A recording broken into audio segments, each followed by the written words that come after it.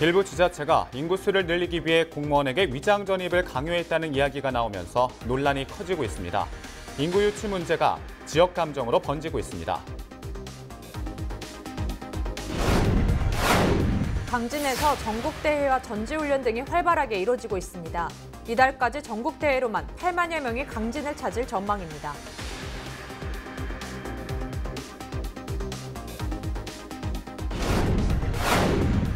전라남도 교육청이 추진하는 에듀택시가 전국으로 확산될 전망입니다.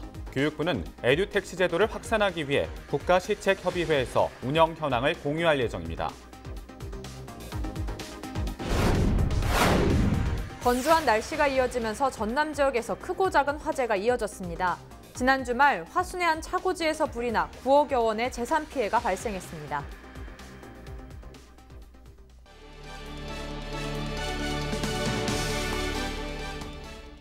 시청자 여러분 안녕하십니까? 헬로티비 뉴스입니다. 첫 소식입니다. 인구 감소는 지역 경제를 무너뜨리고 지자체가 소멸될 수 있어 대책이 시급하다는 목소리가 높습니다. 그런데 일부 지자체가 인구수를 늘리기 위해 공무원에게 위장 전입을 강요했다는 이야기가 나오면서 논란이 커지고 있는데요. 지역 감정으로 번지고 있는 인구 유치 문제를 취재했습니다. 성정환 기자가 보도합니다. 순천시 곳곳에 현수막이 내걸렸습니다. 여수시와 광양시는 순천 인구를 가져가지 말라는 내용이 적혔습니다. 또 다른 현수막에는 순천시 주소 갖기에 적극 동참하자는 내용이 담겼습니다. 지난 6월부터 꾸준히 증가하던 순천시 인구는 지난달 307명이 줄었습니다. 반면 100여 명이 넘게 꾸준히 감소하던 여수시는 922명, 광양시는 573명이 각각 늘었습니다. 인접한 도시 사이의 인구 빼가기 논란은 수년 동안 반복되어 왔습니다. 순천 시민들은 인근 지자체들이 공무원에게 할당을 주며 강제로 주소지를 이전시켜 문제라고 말합니다. 11월 연말이 되면 일명 그 인구 빼가기 이런 행태가 계속되고 있는데 인구가 감소되는 부분은 이해를 하지만 그렇다고 해도 이렇게 노골적으로 이렇게 한다는 것은 행정 낭비고 또 공무원들한테도 사기 진작에도 도움이 되지 않을 뿐더러 최근 광양시 공무원 노조 게시판에는 단체장이 전입 할당을 강요해 고통받고 있다는 글이 올라오기도 했습니다. 광양시는 주소 갖기 운동을 적극적으로 추진했을 뿐 할당은 아니라고 말합니다. 실질적으로 과연 거주하면서 주소 안 옮긴 분들 있으니까 그분들에 대해서 지금 저희가 그냥 활동을 하고 있는데 모든 정책을 하다 보면 예산 집행도 뭐 목표를 정해놓고 하니까 이런 식으로 추진하죠. 활동은 어떻게 보면 완전 강제 배정 아닙니까? 올해는 여수시도 인구 빼가기 논란에 휘말렸습니다. 전남 최다 인구 도시인 여수시는 올해 말 순천 인구가 여수 인구를 역전할 것이라는 전망이 나오는 가운데 공무원에게 위장 전입을 할당했다는 글이 노조 홈페이지에 게시됐습니다. 여수시는 전입 신고를 하지 않은 세대가 많아 독려했을 뿐이라는 입장입니다.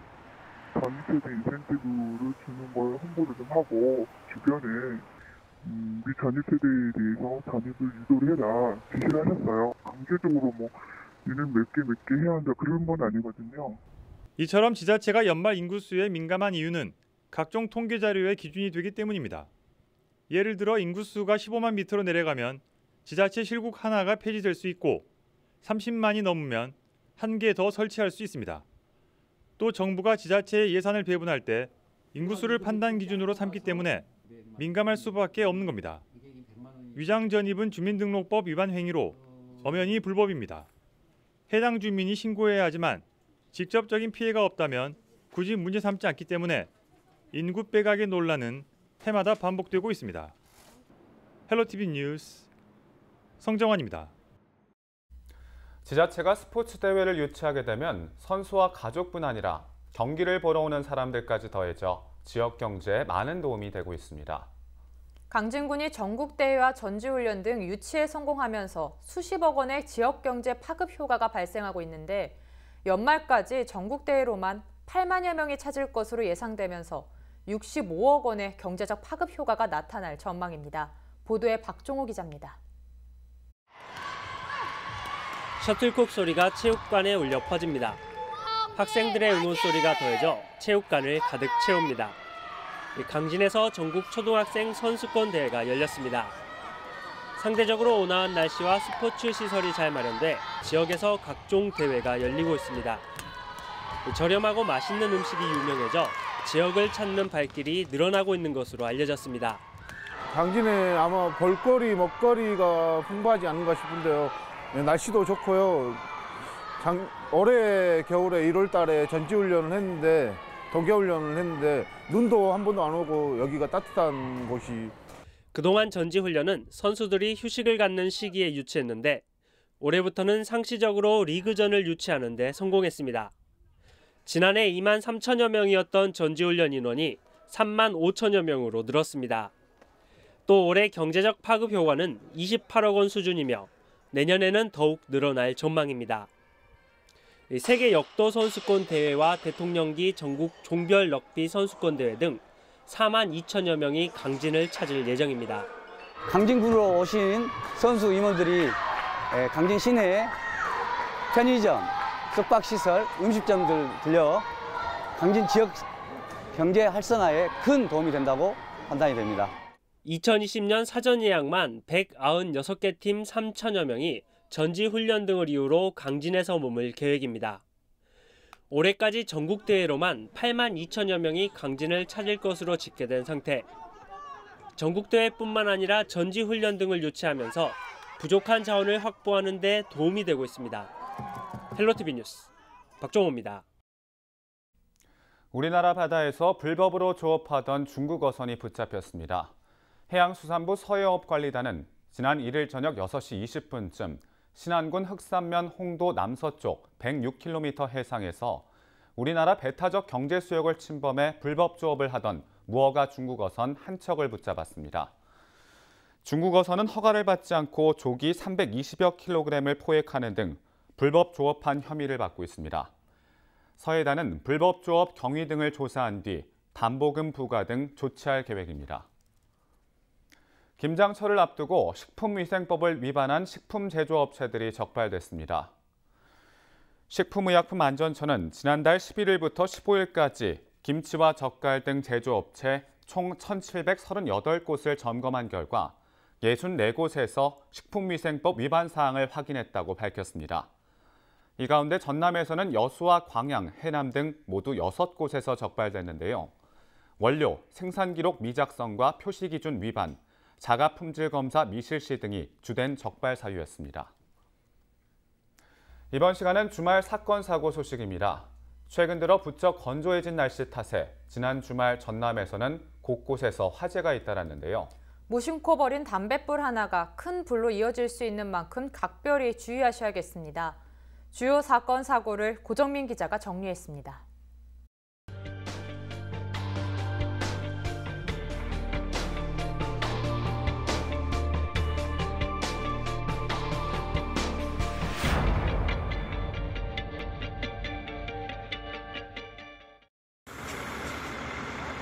주차된 차량들이 시뻘건 불길에 휩싸였습니다. 이른 새벽 3시 반쯤 전남 허순에 있는 한 차고지에서 불이 난 겁니다. 이 불로 화물차와 도로 포장용 중장비 10대가 불에 타 9억 3천만 원어치의 재산 피해가 났습니다. 공장 부지 공터에 주차된 차량에서 화재가 났고요. 한 10대가량 전소됐습니다. 인명피해는 없네요. 지난 주말 전남에선 크고 작은 화재가 잇따랐습니다. 지난달 30일 아침 6시쯤 장흥에선 원인을 알 수 없는 불로 주택가 창고, 곡물 건조기가 불에 탔습니다. 낮 3시쯤 광양의 한 아파트에서도 화재가 발생해 책상과 일부 가재 도구가 소실됐습니다. 교통사고와 각종 부주의 사고도 속출했습니다. 30일 낮 3시 반쯤 강진에선 50대 남성이 축사 지붕에서 떨어져 크게 다쳤습니다. 이어 여수 거북선대교에서는 오중 추돌 사고가 발생해 2명이 크고 작은 부상을 입었습니다. 경상 환자 2명, 목이랑 머리가 아프다 이렇게 신고가 들어왔네요. 현직 경찰관의 음주운전도 도마 위에 올랐습니다. 지난달 29일 밤 10시 반쯤 광주에선 목포경찰서 소속 56살 A경정이 술을 마시고 운전하다 적발됐습니다. 당시 A경정은 혈중 알코올 농도 0.075% 상태로 운전을 하다 오토바이와 충돌해 경찰의 기강해이가 심각하다는 지적이 일고 있습니다. 헬로티비 뉴스 고정민입니다.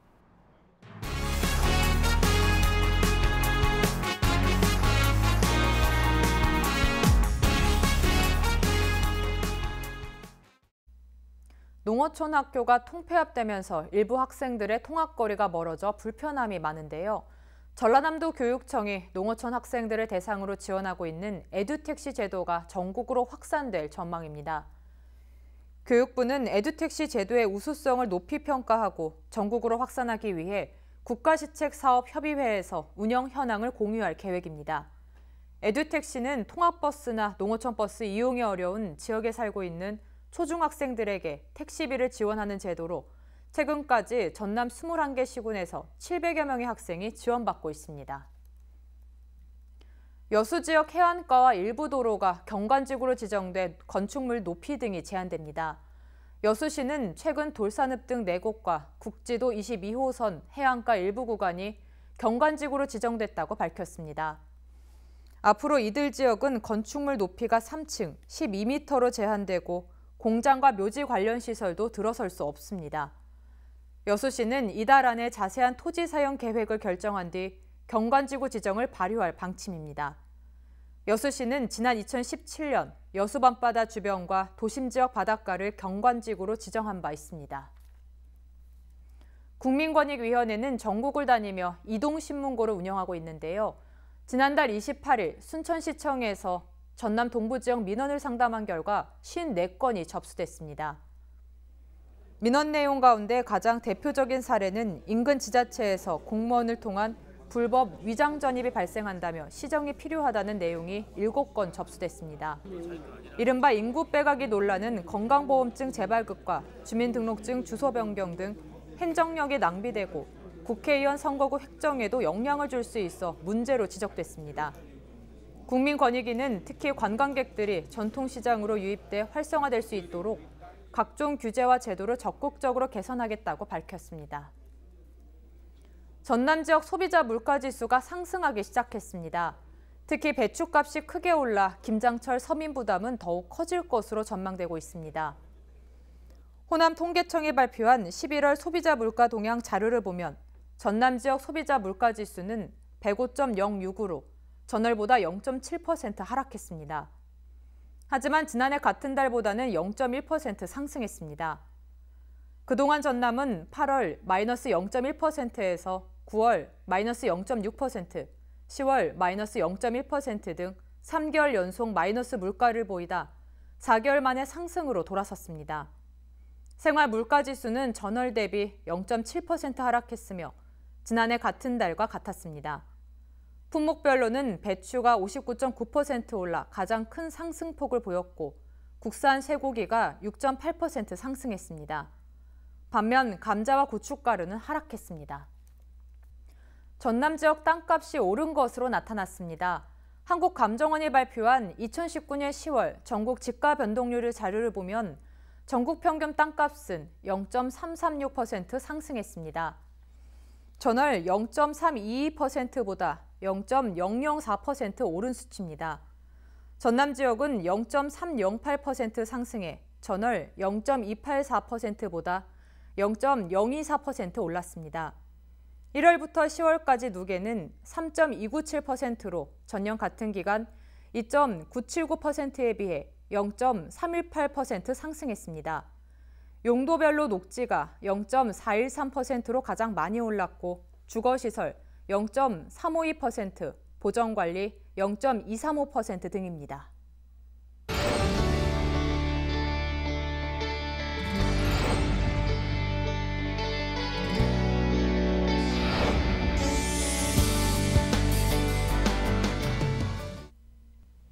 강진군이 로컬푸드 선진 현장 벤치마킹을 실시했다고 합니다. 신선 채소류를 생산하는 재배 선진지를 방문해 재배 기술과 노하우를 습득하는 시간을 가졌다고 하는데요. 강진군 친환경 농업과 방성호 주무관 전화 연결해 이야기 나눠보겠습니다. 주무관님 안녕하십니까? 네, 안녕하세요. 네, 먼저 사진 보면서 이야기 나눠보겠습니다. 강진군에서 동계작물을 재배하는 선진 현장을 견학 갔다고 들었습니다. 방문한 장소와 또 체험한 프로그램에 대해서 소개 부탁드립니다. 네, 저희 강진군은 로컬푸드 연중 공급 체계 구축을 위해서 로컬푸드를 성공적으로 운영하고 있는 전북의 완주군과 전남 화순군을 방문해 직매장은 물론 품목 소량 생산을 실천하고 있는 하우스 재배 농가를 방문해 동계작물 재배 기술과 연중 공급 방안 등 선진 정보를 습득하는 시간을 가졌습니다. 그 사진으로 보니까 이 배움의 열기가 정말 뜨거운 것 같은데요. 실제 참여한 분들의 반응은 어땠나요?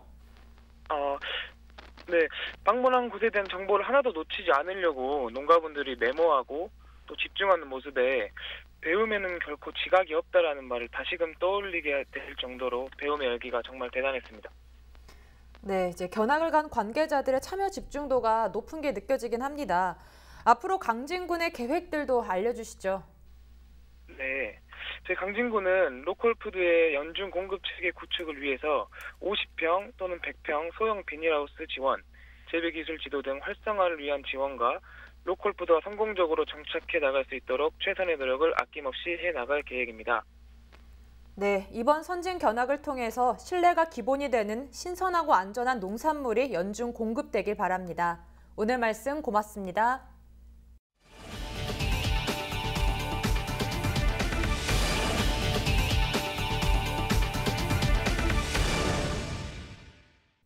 전라남도가 농어촌공사와 스마트팜 혁신밸리 핵심 시설 설계 용역에 착수하는 등 사업 추진에 속도를 내고 있습니다. 설계 용역은 부지와 용수, 전기와 도로 등을 검토하는 기반 조성 분야와 청년 보육센터와 실습농장, 실증단지 등을 검토하는 핵심 시설 분야로 구분돼 추진됩니다. 전라남도는 혁신밸리를 효율적으로 운영하기 위해 재단법인 설립 연구 용역을 진행하고 있으며 고흥군과 주민 참여형 단지 조성 등 세부 시설에 대한 논의도 추진하고 있습니다. 고흥군 도덕면 간척지 일원에 들어서는 스마트팜 혁신밸리는 4년 동안 사업비 1,100억 원이 투입돼 조성되며 내년 상반기 공사가 시작될 예정입니다. 우리 주변에는 각종 범죄로 가족을 잃었거나 직간접 피해를 입은 사람들이 있는데요. 전남경찰과 대한적십자사 광주전남지사가 업무 협약을 맺고 이들의 인권을 보호하는 데 앞장서기로 했습니다. 대한적십자사는 이번 협약으로 범죄 피해자와 사회적 약자의 경제적 문제나 심리치료를 지원하고 경찰관에게는 응급처치 교육을 제공하기로 했습니다. 전남경찰은 경찰관의 봉사나 기부 활동을 장려하고 청소년 적십자 단원들에게 청소년 경찰 학교를 체험할 수 있는 기회를 주기로 했습니다.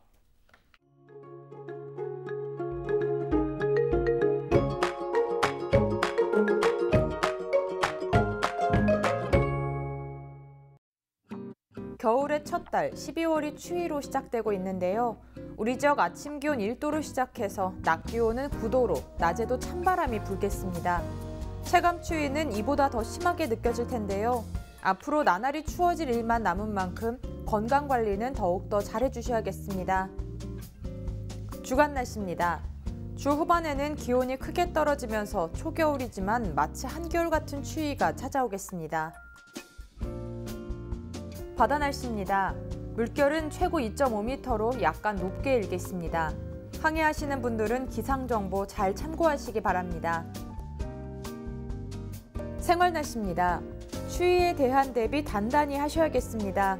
밤부터는 북서풍에서 서풍으로 바람이 방향이 바뀌면서 서해상에서 또 다른 눈구름대가 들어옵니다. 화요일까지 충남과 전북에서 최고 8cm의 눈이 내려 쌓이겠습니다. 급격한 기온 변화에 면역력이 떨어지기 쉬운 만큼 건강관리에 유의해 주시기 바랍니다. 지금까지 날씨 전해드렸습니다. 우리 지역의 이슈 콕 짚어봅니다.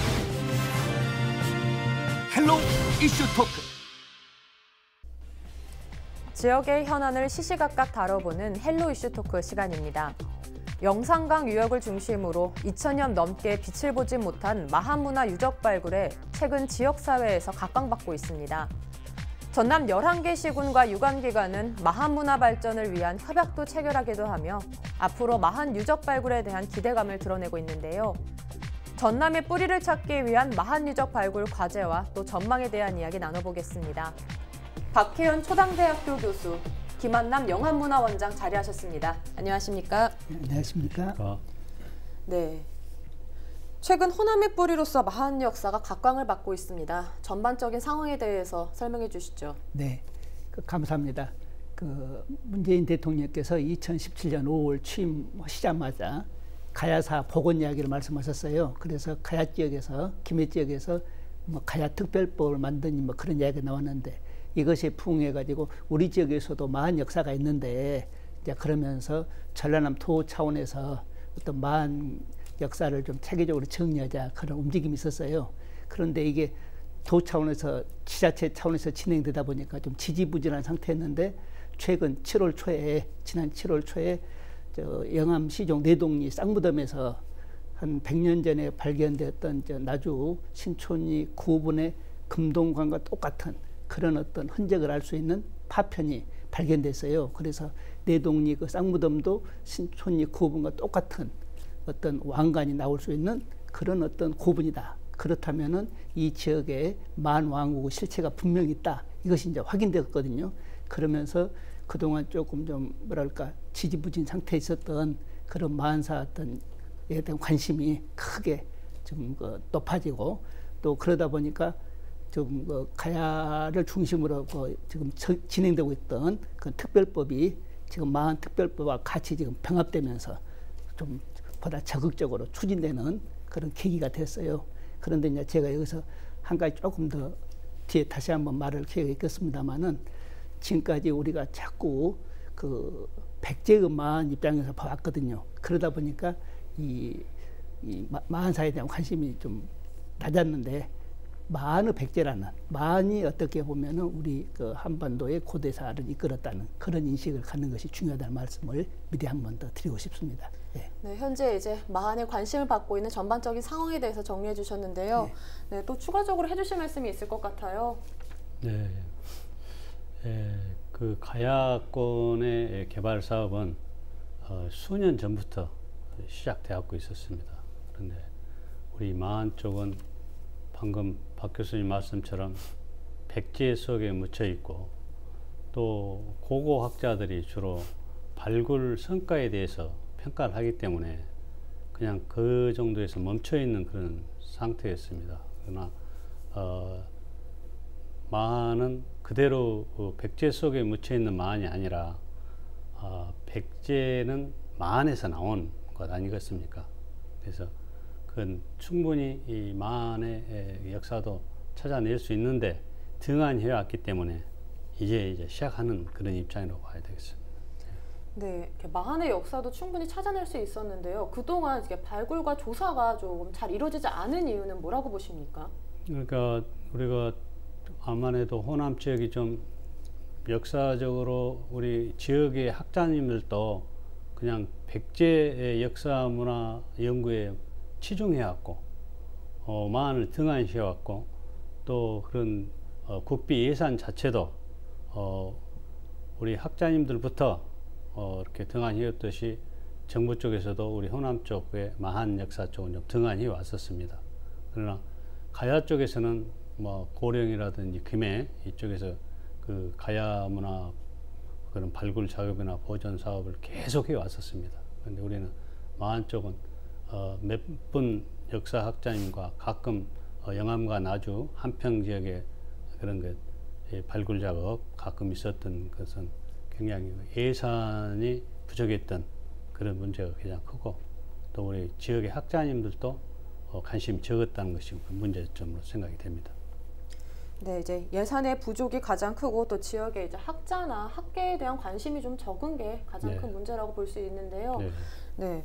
이렇게 마흔사 발굴과 연구가 또 늦어진 이유가 뭐라고 보십니까? 방금 원장님께서도 말씀하셨지만은 어떻게 보면 가장 큰 것은 그 관심 문제인데 예를 들자면은 김대중 정부 때 어떻게 보면 영호남 그 화합 차원에서 김대중 정부는 의도적으로 가야 문화 복원 사업에 엄청난 예산을 투자해요.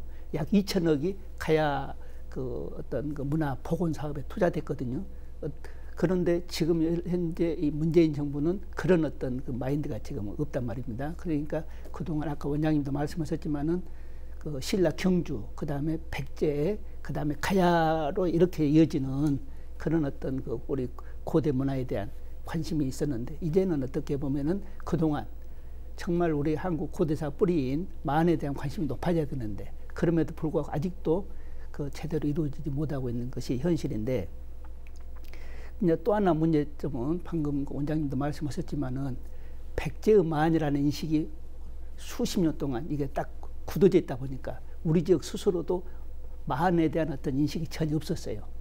물론 그렇게 된 데는 우리 학자들 책임도 큽니다만은, 그래서 그러다 보니까 마한사는 계속 잊혀진 역사로 남아있게 되었다. 그래서 정말 이번 기회에 마한이 우리 한국 고대사의 어떤 뿌리고, 그것이 또 궁극적으로 우리 흔히 늘 이야기하는 전라도 정신의 어떤 그 원형이라고 하는 것을 우리가 정말 분명히 하고 그것을 체계화하지 않는다면 영원히 아마 다시는 이런 기회를 찾기가 어렵지 않겠는가 하는 그런 생각을 저는 하고 있습니다.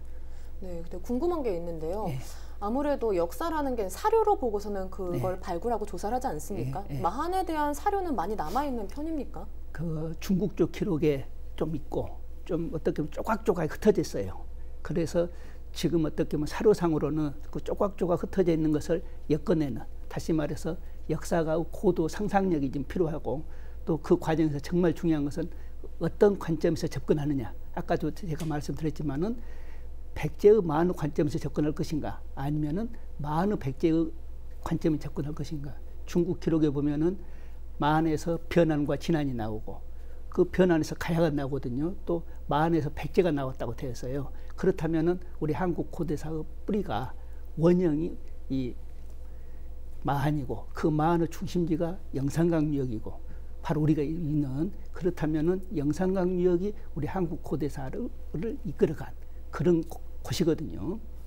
예, 그래서 그런 관점에서, 그리고 또 발굴 조사도 그동안 우리가 그 유적 기록이 상대적으로 부족하다 보니까 유적 유물에 대한 어떤 발굴 조사가 필요한데, 아까 원장님도 말씀하셨지만 예산 부족으로 제대로 이루어지지 못했고, 또 그나마 이루어진 그 발굴 조사조차도 그냥 발굴 조사로 끝나버리고, 그것을 역사학자들이 좀 같이 들어가서 융합적으로 해석하고 이런 게 좀 부족했던 것이 지금 한계로 남아 있었습니다, 그동안.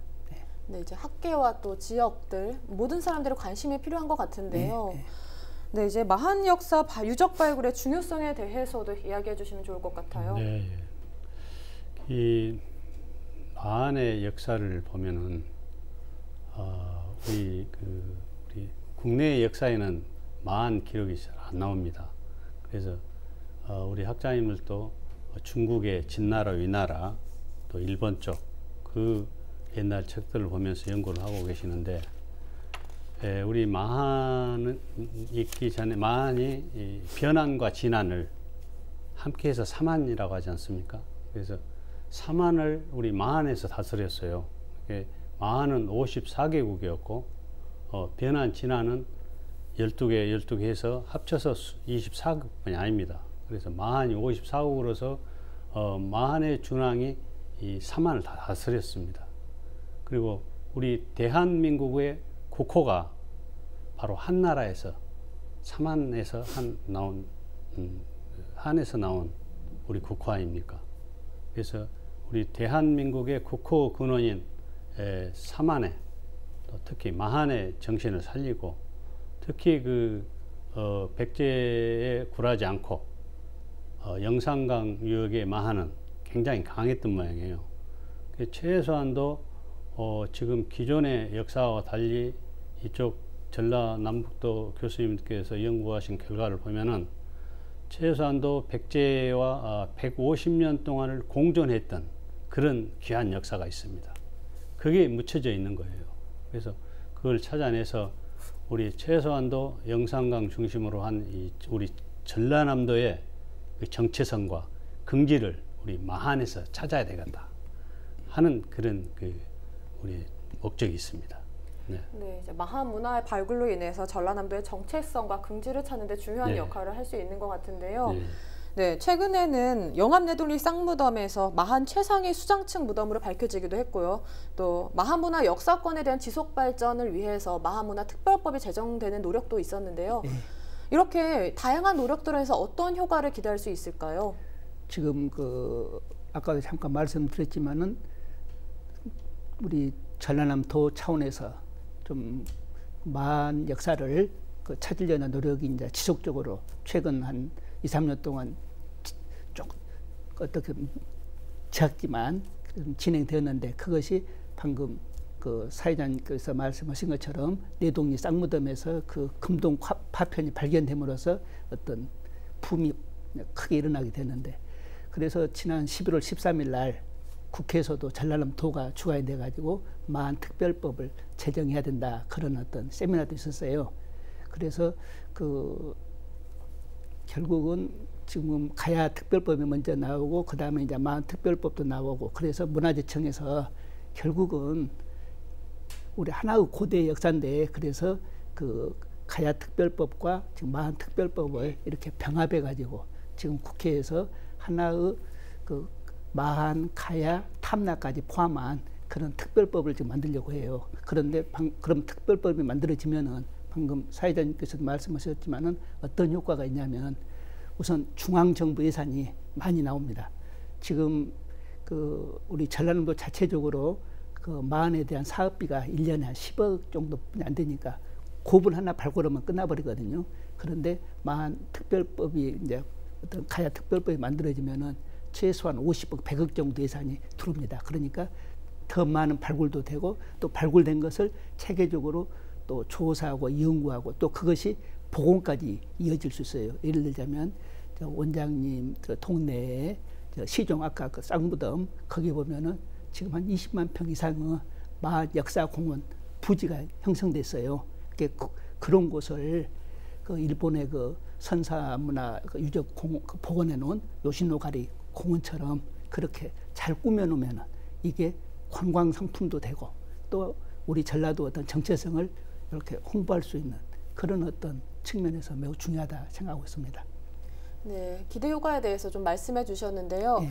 이 부분에 대해서도 추가적으로 해주실 말씀이 있을 것 같아요. 네, 우리 가야권은 국비 사업으로 지금 진행을 하고 있고 우리 마한권 영산강류역의 마한권 사업은 전라남도에서 국도비를 합쳐서 이렇게 지금 진행되고 있기 때문에 어차피 이렇게 소규모일 수밖에 없습니다. 그래서 그걸 가야에서도 그런 가운데서도 또 특별법을 가야 쪽에서는 제정하려고 하는 것을 보고 우리도 지금 박 교수님 말씀하시다시피 마한권에서도 특별법을 같이 제정해야 된다 해서 이렇게 지금 그 문화재청과 국회 법안소위에서 아마 이렇게 가야, 백제, 탐나 합쳐서 아마 그 발의를 할 것 같습니다. 그래서 그렇게 되면은 우리 전라남도도 도쪽 그 국비 사업을 이렇게 유치하는데 더 수월해질 것이며 그리고 전라남도가 지금 시급히 진행하고 싶어하는 그 마한촌 조성 사업이 있습니다.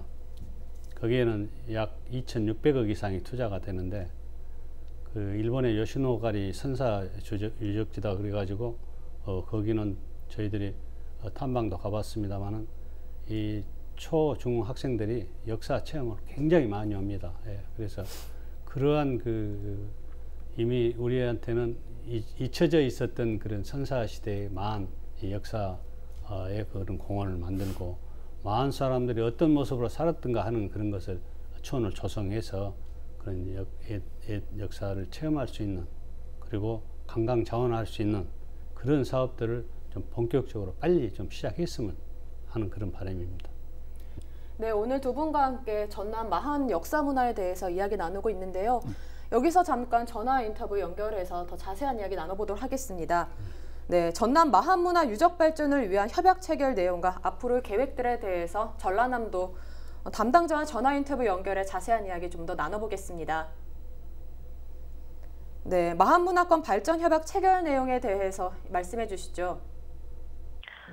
네, 저희 전라남도는 지난 18일에 도청 서재필실에서 목포, 나주, 담양, 화순, 해남 등 11개 시군과 국립나주박물관과 국립나주문화재연구소 등 8개 유관기관이 함께 마한문화권 지역의 공동 발전을 위한 협약을 체결하였습니다. 앞서 말씀드린 바와 같이 영암 내동리 쌍무덤과 특별법 제정 노력 등 마한사에 대한 지역의 관심도가 높아짐에 따라서 마한 유적의 체계적인 발굴 조사, 국고 확보, 등 공동 대응을 위해서 마하문화권 발전을 위한 업무 협약을 추진하게 됐습니다. 이번 업무 협약을 시작으로 마하문화권 발전을 위해 20개 기관이 함께 마하문화권 발전 비전을 공유하고 협조 체계를 강화해 나갈 계획입니다. 네, 마하문화권 발굴 관련 계획은 어떻습니까? 예, 전라남도는 그동안 마하문화권 발전을 위하여 대통령 지역 공약의 반영, 기본계획 수립, 관련 조례 제정, 특별법 제정 국회 협력, 학술대회 개최, 전남의 마하유적 조사 연구소 최초 발간, 마하문화권 발전 협약 등 다각적인 노력을 전개해 왔습니다. 앞으로는 마하유적의 국가사적 승격을 집중 추진하고 체계적인 발굴 조사와 국제 학술대회를 추진할 계획이며 마한사 자료를 축적하여 연구 보존하기 위한 마한사 디지털 아카이브를 구축해 내년 말 공개할 예정입니다. 네, 이야기 잘 들었습니다. 네, 이어서 두 분과 이야기 계속 나눠보도록 할 텐데요. 네, 전남은 마한사 발굴을 통해 블루투어 발전까지 기대하고 있는데요. 발굴과 보관 과정에서 주의할 점들이 있다면 어떤 점을 좀 주의해야 할까요? 네, 그 발굴 과정에서 이렇게 고고학 측면에서만 이렇게 발굴 작업을 열심히 하다 보니까 좀 그 일반 역사학자님들의 그런 견해하고는 좀 상충된 그런 부분들이 나타나고 있습니다. 그래서 그 발굴 작업을 하면서 그걸 또 역사학적으로 그 해석하고 같이 공통 정보화하면서 공통 노력을 연구를 해야 되지 않냐. 그러니까 발굴 작업의 성과만 가지고 만족해야 할 상황이 아닙니다. 그래서 일찍이 다른 나라의 사례들을 보면서 그걸 역사학자들과 함께 공유를 같이 하면서 공통 연구를 했으면 합니다. 네, 이제 다른 지역에서 연구가 어떻게 됐는지 조금 참고도 하고 공통으로 연구 개발할 필요가 있다고 말씀해 주셨는데요. 네, 마한 역사 발굴 이제 시작입니다. 앞으로 어떻게 해나가야 하는 겁니까?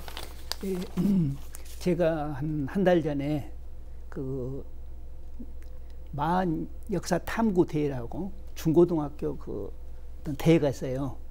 거기 제가 이제 심사위원장을 맡아가지고 심사를 해봤는데 거기서 학생들 발표한 것을 보고 가슴 아픈 것이 지금 우리가 계속 지금 마한에 대한 관심이 좀 높아지고 있고 또 그동안 백제의 마한이 아니라 마한의 입장에서 한국 고대사를 봐야 된다고 이야기를 하고 있음에도 불구하고 학생들의 발표 내용을 보면은 30년, 40년 전에 이야기했던 백제의 마한에서 한 발짝도 나아가지 못하고 있습니다. 그것은 학생들 책임이 아니라 우리 학자들의 책임이고 또 우리가 지금 이야기하고 있는 것들이 교육 현장에 전혀 침투되고 못하고 있다. 이것은 어떻게 보면은 우리 지역이 심각하게 고민해야 될 문제다. 그래서 여기서부터 우리가 방향성을 잘 설정해야 된다는 것이고 두 번째는 방금 그 원장님도 말씀하셨지만은 고고학자들의 일이 아니다는 말이죠. 역사학자 또 어떻게 보면 그 지역의 언론 모든 사람들이 좀 하나의 추진체를 결성해서 체계적으로 정리하지 않으면 단순히 어떤 그 예산 낭비하는 나중에 우리가 도대체 무엇을 했지 하는 그런 생각을 가질 수 있거든요. 그래서 아까도 여러 번 말씀드렸지만은 정말 그 우리 한국 고대사가 뿌리를 찾고 전라도 어떤 정체성을 찾는 그런 좋은 기회가 되기를 저는 간절히 바랍니다. 네, 이제 마한의 가치를 또 조명하고 체계적으로 정비해 지역 발전과도 연계되길 기대해 보겠습니다. 네. 오늘 이야기 여기까지 나눠보도록 하겠습니다. 두 분 고맙습니다.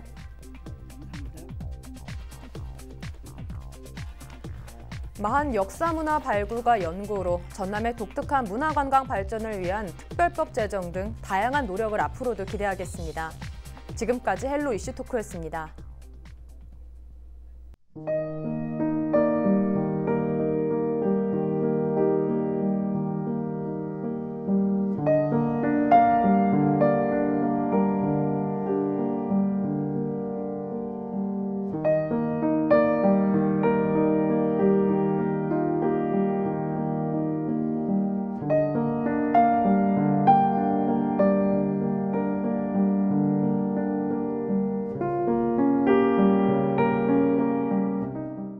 이상으로 헬로티비 뉴스를 마칩니다. 저희는 언제나 지역 주민 여러분 곁에 있겠습니다. 고맙습니다.